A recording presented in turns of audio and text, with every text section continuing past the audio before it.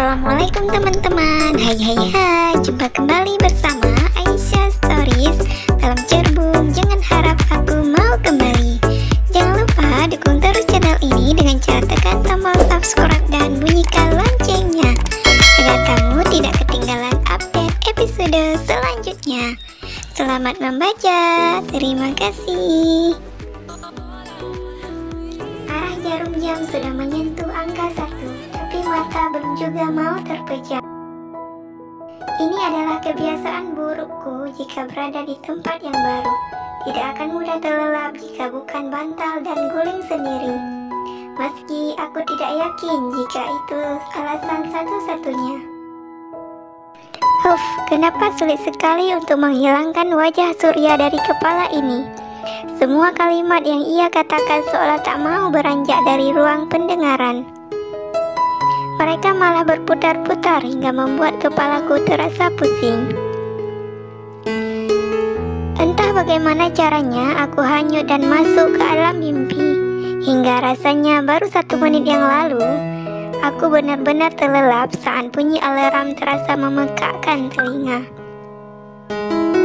Dengan kepala terasa berat dan sedikit berdenyut, aku meringsut turun. 2 rakaat sholat subuh harus segera aku kerjakan.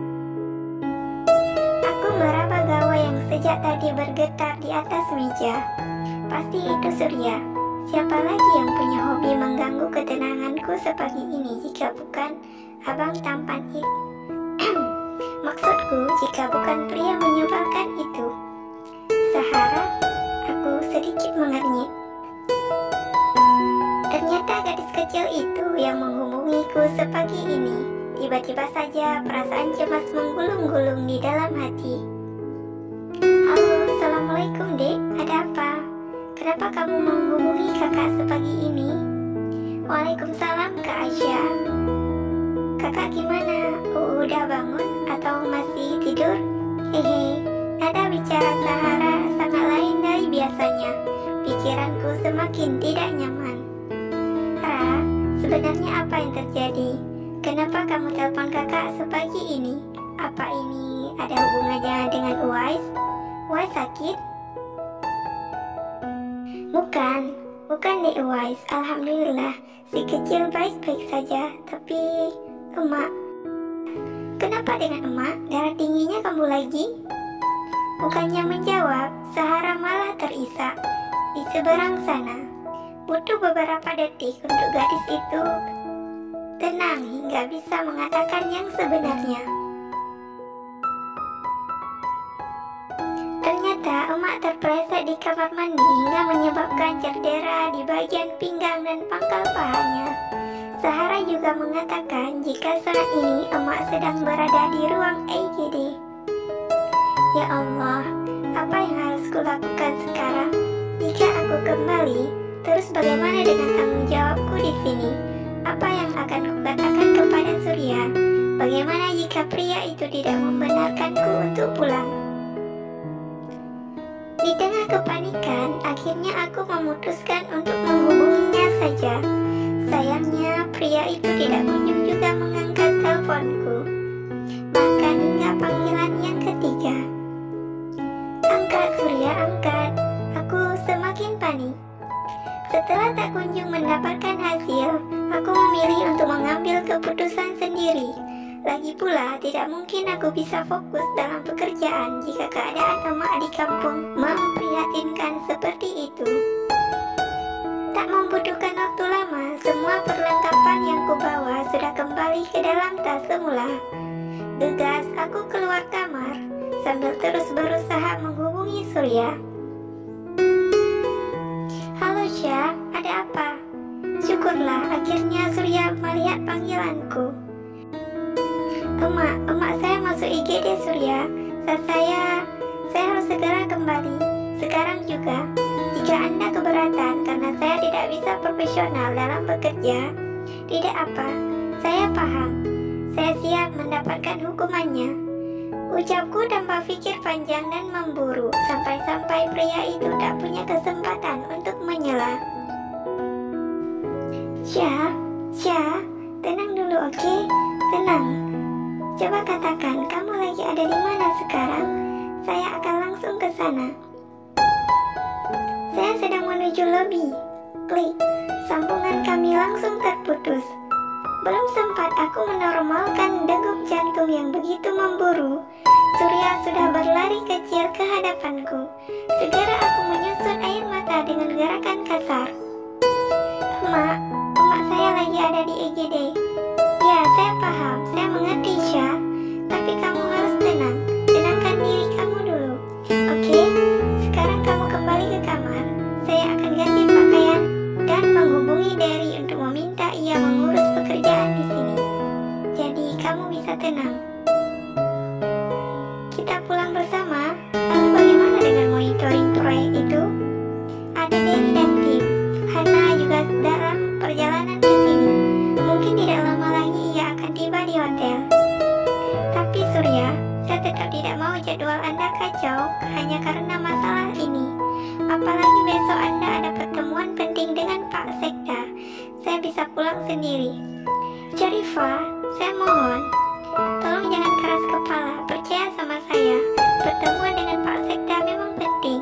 Tapi memastikan orang yang saya cintai sampai ke tempat tujuan itu jauh lebih penting. Saya tidak akan tenang jika membiarkan kamu pulang dengan keadaan seperti ini. Kamu sedang linglung, Syah. Aku terpaku. Sorot mata sendu Surya membuatku tak punya kalimat lain untuk kukatakan selain baiklah. Saya akan kembali ke kamar sekarang. Seseorang telah menunggu kami begitu aku dan Surya keluar dari lobi hotel. Aku berjalan dengan tergesa, begitu juga dengan Surya. Pria itu menyeret koperku, sedangkan pakaiannya sendiri masih tertinggal di hotel. Biar itu urusan Derry, jawab Surya enteng saat aku tanya beberapa waktu yang lalu. Begitu perjalanan sampai, tempat pertama yang kami tuju adalah RSU Sakinah. Aku melangkah dengan terburu menuju IGD. Berbagai pikiran buruk membuat hatiku tak tenang. Syah, kami di sini. Panggil Kak Sauda saat aku hendak menuju meja resepsionis. Kami merapat segera, lalu memeluk kakak satu-satunya itu. Tangis yang sejak tadi tertahan, lepas dalam pelukannya. Emak gimana sudah? Kenapa bisa sampai jatuh di kamar mandi? Apa kata dokter? Apakah cederanya itu bisa sembuh? Bukan cedera permanen kan? Buruku begitu kami melerai pelukan. Emak sedang dalam pantauan dokter. Kamu istirahat dulu. Lalu Kak Sauda menatap Surya. Aku memejamkan mata. Ya Allah, hampir saja saya melupakan keberadaan pria itu. Sekalian ajak Surya istirahat, atau tunggu di sini biar kakak carikan kalian minum dulu. Tidak perlu Kak, tidak usah repot-repot. Anda di sini saja, biar saya saja yang pergi. Surya langsung melangkah menjauh setelah ia menatapku sekilas. Senyum kecilku mengiringi kepergiannya hingga pria itu menghilang di telan jarak. Uwai sedang bersama Sahara di rumah. Ada ayahnya juga di sana. Tadi pagi Hadi sempat singgah ke sini untuk mengantarkan aku sarapan. Kak Sauda balik menceritakan semuanya tanpa perlu aku bertanya. Aku bingung harus berkomentar apa. Hadi, apa yang terjadi dengan pria tak punya hati itu? Apakah ia sebenarnya sudah berubah seperti yang pernah emak katakan? Berubah atau tidak, semua itu tak akan pernah bisa mengubah status kami. Selain ayah dari Uwais, pria itu tak punya urusan lagi dengan kehidupanku. Nasi sudah terlanjur menjadi bubur. Hadi bercerita, ia sungguh sangat menyesal karena telah membuatmu terluka hingga harus kehilangan kalian berdua. Aku yang baru saja keluar dari menemani emak bergeming sambil menatap Kak Sauda. Kami duduk bersisian di kursi tunggu tepat di depan ruang inap emak. Surya sendiri yang memilih ruang VIP ini. Katanya biar emak bisa beristirahat dengan nyaman. Padahal aku sudah berusaha menolak dengan keras. Selain karena harga terlalu mahal, aku juga tidak merasa nyaman jika harus sering merepotkan pria itu. Aku menghela nafas kasar, baru saja hendak berkomentar, Surya muncul di hadapan. Pria itu baru saja menyelesaikan ibadah sholat zuhur. Aku menebaknya karena ia terlihat sangat merupawan dengan rambut undercutnya yang basah sebagian. Seketika Kak Sauda mengubah topik pembicaraan kami. Kakak pikir di kota ini tidak ada yang lebih tampan dari calon ayah sambung Uwais ini. Aku menyikut Kak Sauda sementara Surya tersenyum kecil dan berdehem. Lalu pria itu mengambil tempat duduk di sampingku. Aku ikut berdehem untuk mengusir canggung. Kakak sudah menyampaikan niat baik kamu kepada emak. Uwais juga sepertinya tidak akan keberatan.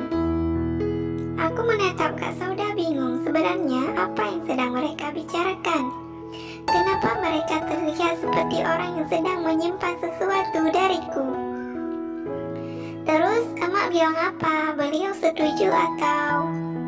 Emak sebagai orang tua hanya bisa merestui saja. Yang paling penting kamu sudah mendapatkan nilai 90 dari mereka. Sedangkan sisanya tergantung usahamu dalam... Kak Sauda melirik ke arahku. Tunggu dulu, sebenarnya kalian sedang bicara apa sih? 90 restu emak niat baik itu maksudnya gimana? Aku menatap Kak Sauda dan Surya secara bergantian, menuntut penjelasan dari mereka berdua. Surya malah mengulum senyum. Ia mempersilahkan Kak Sauda yang menjawab. Ini agak rahasia, tapi kakak rasa sudah saatnya kamu tahu, Syah. Jadi gini, kakak sudah mengenal Surya jauh sebelum kamu bertemu kembali dengannya.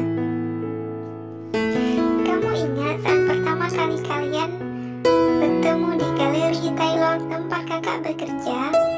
Jeda Kak Sauda. Aku mengangguk membenarkan. Senyum geliku terbit membayangkan jas aneh milik Surya waktu itu. Saat itu kamu pasti berpikir jika jas itu milik saya, itu untuk keponakan. Waktu itu ada peragaan busana di SMK tempatnya sekolah. Jadi saya bantu mendapatkan baju tersebut untuk acaranya. Oh, jawabku sekenanya. Lagi-lagi pria itu bisa mengetahui apa yang sedang kupikirkan saat itu tentangnya. Ya, walaupun ku tahu ini cuma kebetulan saja. Tidak mungkin kan ia punya indera keenam? Apalagi indera L. Brookman. Sungguh hal yang mustahil. Jadi lanjutan cerita kakak gimana? Kali ini giliran Surya yang berdehem kecil, lalu menatap ke sembarangan arah sambil menggosok-gosok kedua lututnya. Aku menatap Surya heran, tidak biasanya pria itu bersikap kikuk seperti ini. Intinya kakak sudah tahu Surya itu anaknya baik budi meskipun agak sedikit tegas. Karena sikap tegas itu yang mungkin terkesan keras, padahal aslinya penyayang dan lembut. Menurut kakak, Surya adalah orang yang tepat. Buktinya ia selalu ada saat kamu butuh. Aku memutar bola mata. Tunggu dulu, sebenarnya kakak mau ngomong apa sih? Kok jadi tambah muter-muter gini? Tambah bingung. Lalu aku memilih untuk pergi. Sebaiknya aku temenin emak saja di dalam. Makanya kamu dengar dulu, sabar, ini belum selesai cerita. Belum sempat Kak Sauda menyelesaikan kalimatnya, Surya menyela cepat. Saya ingin mengkhidbah kamu Syarifah binti Hasan. Saya mengajukan diri untuk menjadi ayah sambung bagi Uwais, menjaga kalian berdua. Seketika degup jantungku berubah sangat cepat, hingga hampir tidak ada bedanya dengan tabuhan genderang. Aku bergeming, begitu juga dengan Kak Sauda. Hening mulai menjalankan tugasnya. Aku sibuk dengan pikiranku sendiri, hingga tak punya waktu untuk melihat seperti apa ekspresi Surya saat ini. Atau bagaimana raut wajah bodohnya Kak Sauda? Sesudah ia mendengar kalimat langka tadi, apakah sama sepertiku? Bahkan untuk menggerakkan kelopak mata saja seakan sangat sulit. Ya Allah, tolong sadarkanlah hamba, batinku penuh harap. Jawab Syah, abang ingin mendengar jawaban apa yang akan kau berikan kepadanya. Suara yang tak asing itu membuatku seketika mendongak, lalu mendapati Bang Hadi telah menjulang di hadapan. Ada Umi di sampingnya, wanita yang pernah menjadi mertuaku itu, menenteng satu keranjang besar buah-buahan. Kami beradu tatap dalam diam.